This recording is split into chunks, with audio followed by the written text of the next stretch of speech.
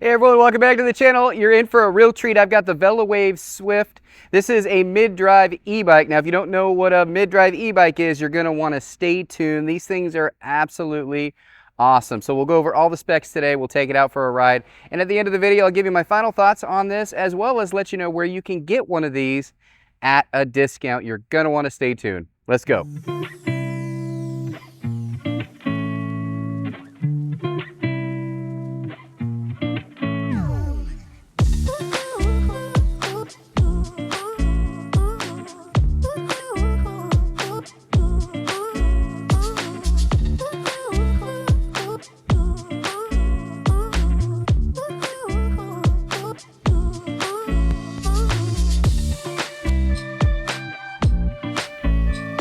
All right, here we are on a beautiful day. We're testing out the brand new Swift M mid-drive electric bike by Velowave. It comes in two different sizes. You got the medium and you got the large. I will put links to the website down in the description section so you can look at the differences between the two. It basically has to do with your rider height, how tall you are. It comes in two different colors. We got the blue gray and then the one I have right here, which is the macaron green, which I think is absolutely beautiful. So let's talk range, speed, all that stuff. So this uses a 500-watt motor, which will get you about 24 miles per hour. It also has a payload capacity of 385 pounds, so even those larger riders can ride this e-bike. It utilizes a 48-volt, 15-amp-hour battery, which is going to get you some pretty darn good range. In fact, when you think of range, a lot of people think it's the same whether you're throttling or pedaling, and that's not the case, guys. So just so you know, if you are pedaling as well, with the pedal assist option, you're gonna get about 80-mile range on this, which is outstanding. It's because this e-bike itself is under 60 pounds, and that's with the battery installed in it. So it's a very light e-bike, which is easy to travel, and you can put it up really easily on any kind of normal bike mount, which is awesome.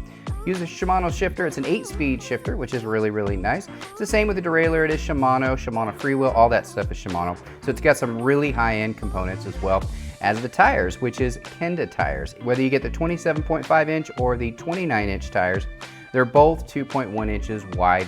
So you're gonna have a little bit wider tire than a traditional bike, but not quite what we would consider a fat tire. So you do have some normal sized tires, which is great because you can actually use this in normal bike mounts, stands, all those things which you normally wouldn't be able to do with those bigger fat tires. Couple more quick features before I go over my final thoughts on this e-bike. It does have 5 levels of pedal assist. You got level 1, 2, 3, 4, and then sport. It utilizes a torque sensor, so the more effort that you give, the more the bike will give. I actually really like that.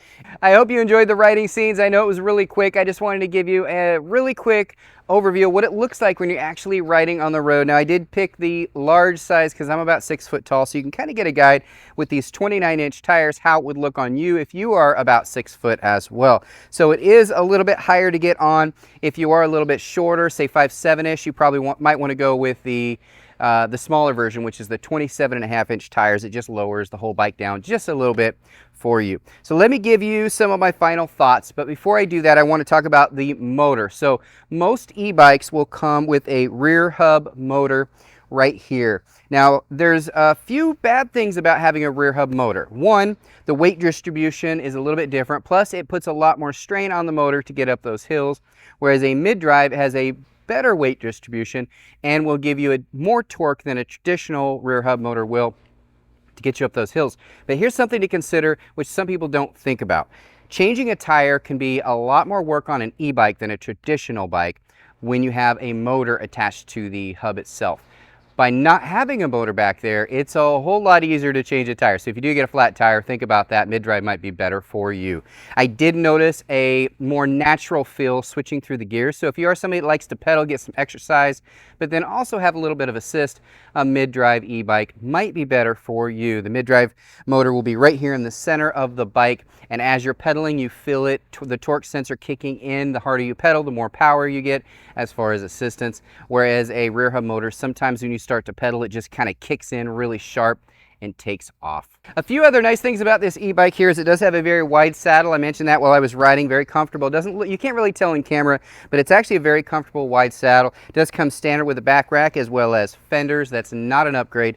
Comes standard with it right here. Really simple panel to do. It also has walk mode, thumb throttle to go, color display, very small color display. A little bit hard to see in the bright lights. I would have liked maybe a bigger display, although typically with e-bikes, I'll go ahead and just throw a phone mount on there and use my phone for most functions.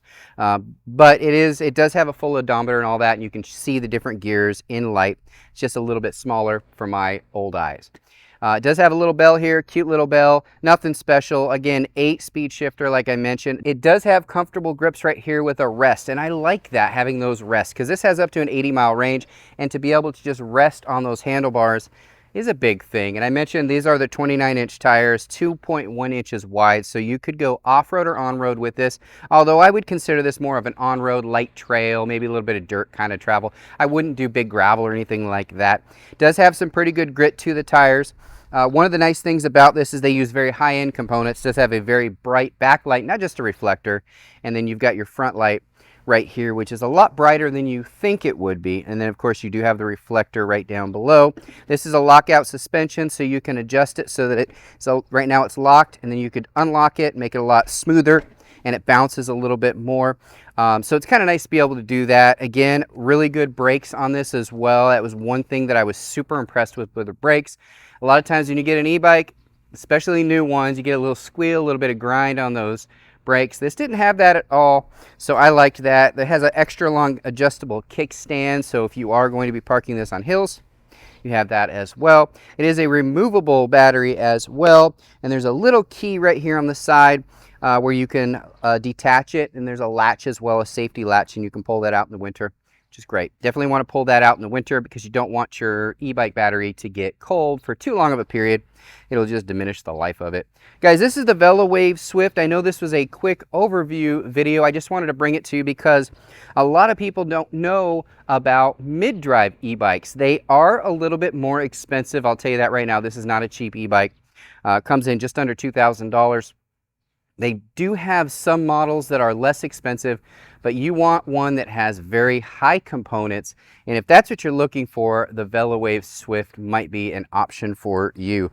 Again, rear hub motor e-bikes are less expensive, but it is a completely different feel. It would be nice if you guys could find a local bike shop where you could go test out a mid-drive versus a rear hub so you can get a feel for it. But I can tell you right now, it has to do with balance, and I have a bad knee, and so balance is big for me. Mid-drive e-bikes always seem to work a little bit better, but again, they are more expensive. So I do review mid-drive e-bikes and I review rear hub e-bikes, and I've even done dual motor where you have a front and back hub motor on them on this channel. So check out my other videos on those as well. You can see some pros and cons of those. Overall, I absolutely love this e-bike though. I would give this an 8.2 out of 10 if I was rating it. That's a really high score, by the way. Anything over a 7 is a high score for me.